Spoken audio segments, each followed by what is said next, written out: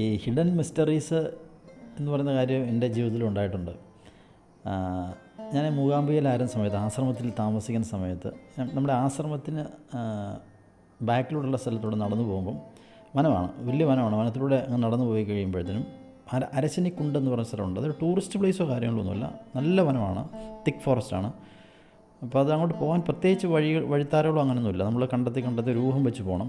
അപ്പോൾ അങ്ങനെ ഞാനും എൻ്റെ കൂടെ ഉണ്ടായിരുന്ന സുരേഷ് എന്ന് പറയുന്ന ആൾ, അദ്ദേഹം ഞാനിവിടെ ഒരു ദിവസം രാവിലെ ഇങ്ങനെ ഇറങ്ങി, സഞ്ചിയൊക്കെ എടുത്ത് ഇറങ്ങി പരശ്ശിനിക്കുണ്ട് ലക്ഷ്യമാക്കി യാത്രയാണ്. പരശ്ശിനിക്കുണ്ട് എന്ന് പറഞ്ഞ സ്ഥലത്ത് നമ്മളെത്തി. അവിടെ ഒരു ചെറിയ കുളമാണ്, ഒരു പാറ പൊട്ടിയ ഭാഗത്തൊരു കുളം.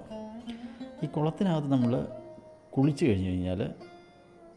കഴിഞ്ഞിട്ട് നമ്മൾ കരയിലോട്ട് കയറി കഴിഞ്ഞാൽ നമ്മുടെ ശരീരം മുഴുവൻ മഞ്ഞ നിറമാവും.